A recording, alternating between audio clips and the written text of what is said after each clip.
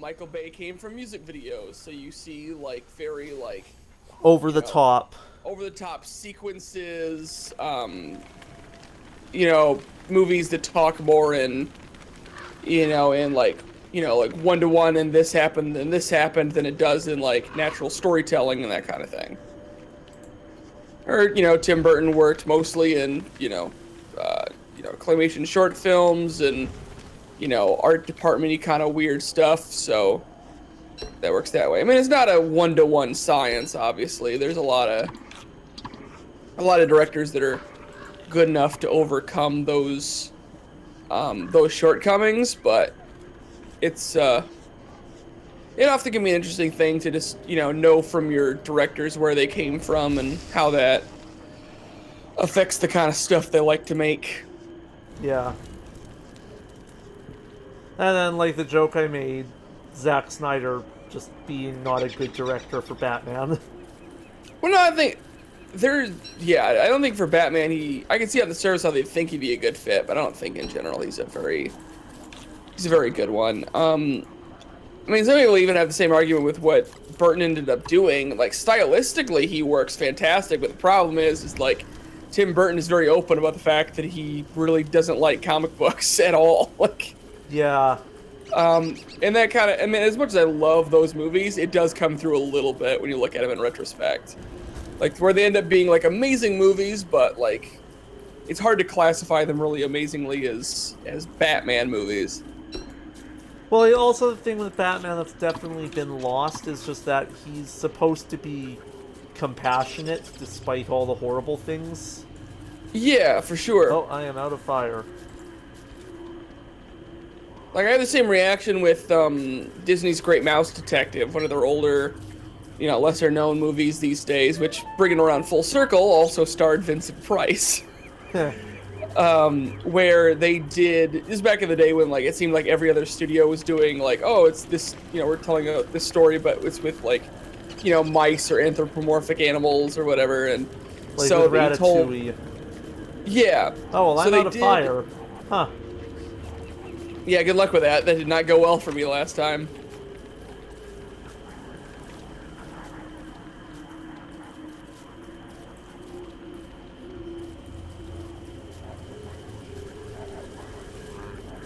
The Please stay lit on fire. Oh, well, I'm dead. I'm hosed. I'm hosed. Woo! So now that we're both dead, is it gonna restart us or where do we go from here? Oh, there we go. Oh, world Everyone dies. reset. World reset in 100. Okay, there we go.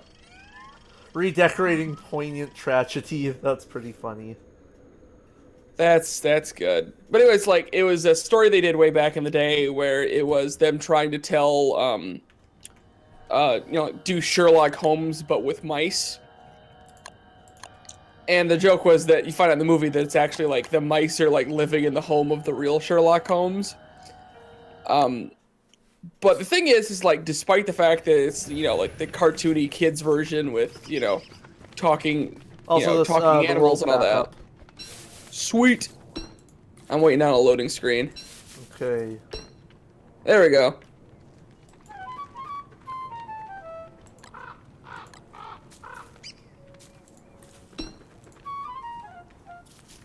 I love how the characters talk, those musical notes.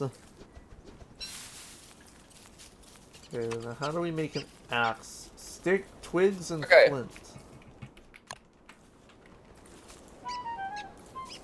Yes, we need. Which that one we found without much difficulty last time to get an axe. Another twig. I saw the difference between twigs and flint and yeah, because one of us would need to make an axe, and then I think eventually we'll probably need to make like a hammer or a shovel or something to keep looking for other stuff. Yeah. But wood seemed to be our problem last time because we just kept having to make fires and stuff. This requires more science. Twiggy tree. Okay. We just need to find a piece of flint like right now. Yeah, and I hear you. Like I was saying, like you'd think that it wouldn't, Found be some. be the better version, being the the little kids Disney with mice version, but it's probably actually like favorite version of Sherlock Holmes because they nailed that specific idea of understanding that Sherlock Holmes is, you know, more than just brilliant but an asshole. Like there's a Actual character. Yeah, there's a difference between antisocial and just being a jerk, and they nail that to a T. Well, yeah, it's why you don't.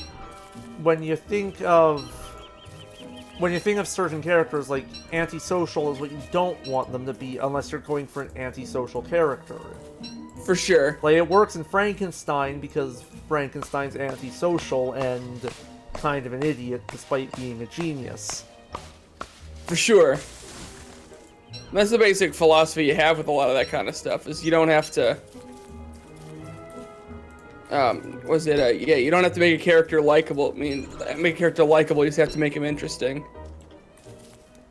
Yeah, like, interesting characters will always be better than likable or unlikable characters. Right. Because sometimes you want to make a character that is unlikable. Okay, now where are you? Yeah, we've lost track of each other again. Let's see what we can do. Well, I'm just gonna go back to the gate. Okay, let me try that.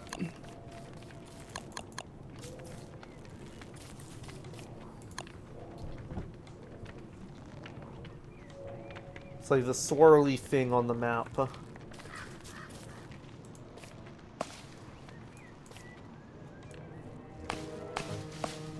I haven't figured out how to pull up my map on the controller yet. For me, there it it's is. M. I don't know about you. It's control stick for me. So I gotta head to the top right is where I'm heading. I got about halfway day to do it, so yay.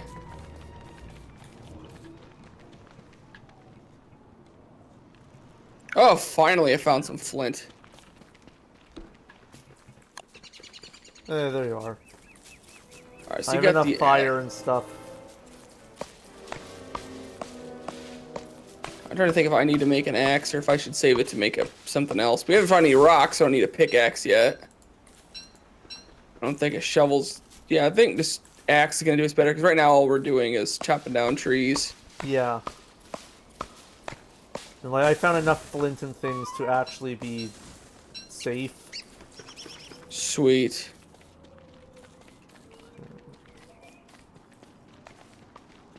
Follow the dead body road. Okay, more twigs. Pick up some grass. Okay, then I'm gonna make a campfire.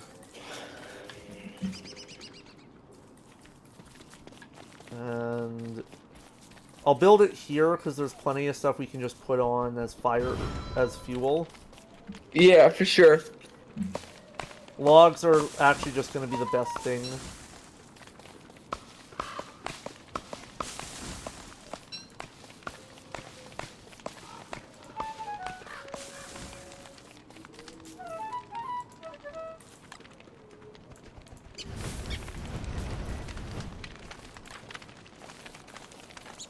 There is, like, passive damage if you're around fire too much. Interesting. I mean, it makes sense, but very interesting. The fire spread also is kind of inconsistent in terms of distance.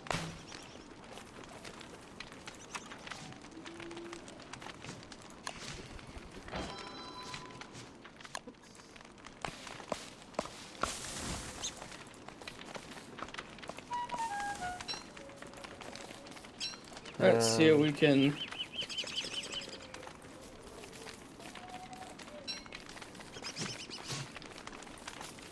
Again, I think the only thing I've got left to get from Tim Burton's is I still have to watch his new movie.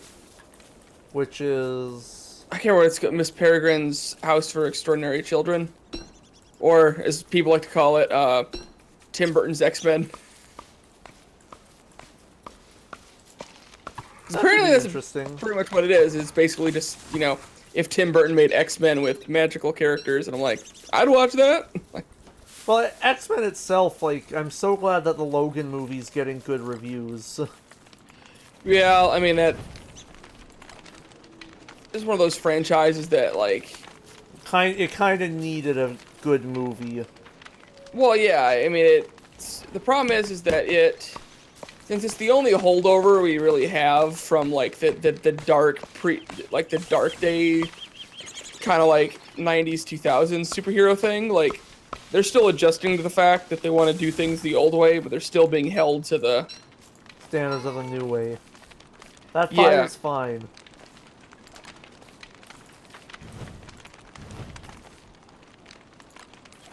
I'm gonna eat a carrot. Yeah.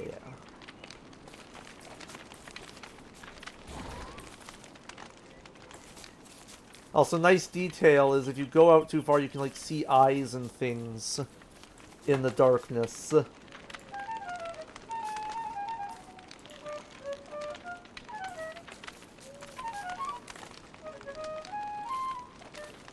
Oops.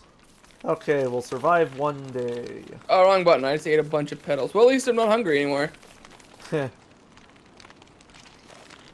it, wrong button again. Live to fight another day. Huzzah!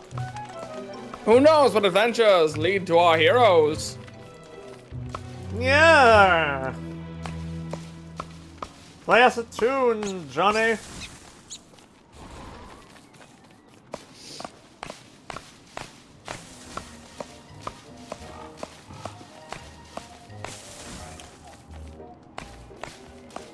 As far as I'm trying to think of the lesser known Burton things, if you're not getting around to watching Big Eyes, it's actually a really, really good movie. Yeah. The thing is, I'm not good with horror, so anything's like slightly scary, I have trouble with. No, it's not horror. Big Eyes it was an autobiographical movie he made about I don't know the exact story, but it was like, I think it was in the 60s, I believe. It was a female artist who created this really iconic style of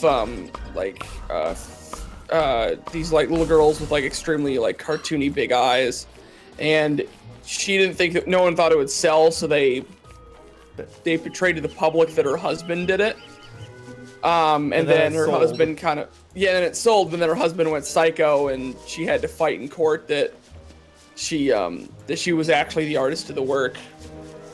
Huh.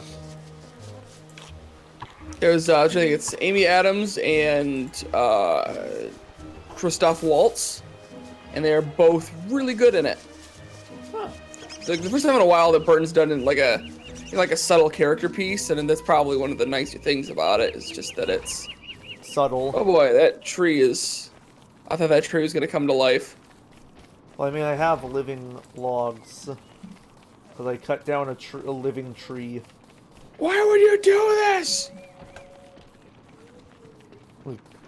So you say that just makes me think of the ASDF movies. I was thinking that too. I'm a wife and a family. Daddy, no! Tell my wife I love her.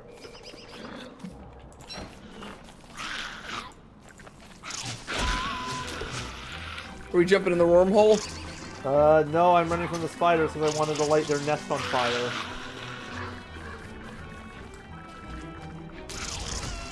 Up! Fire. Fire!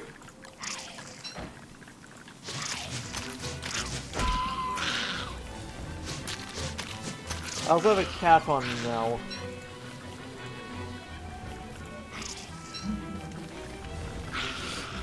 Well, I'm out in Axe, so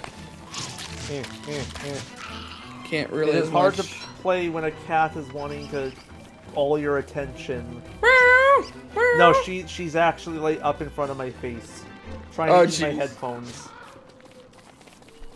Oh, that's fun. Oh. She's never this affectionate though, so I'll take it. She's often very pissed off and very sick.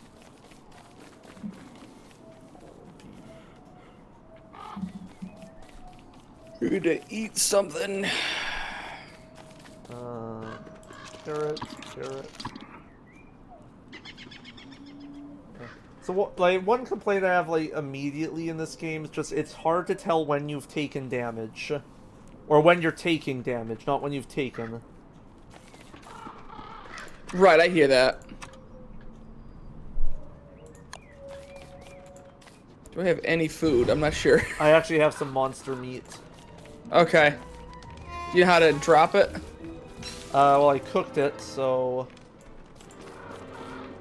here you go. Cool. Hopefully that does something for you. There we go.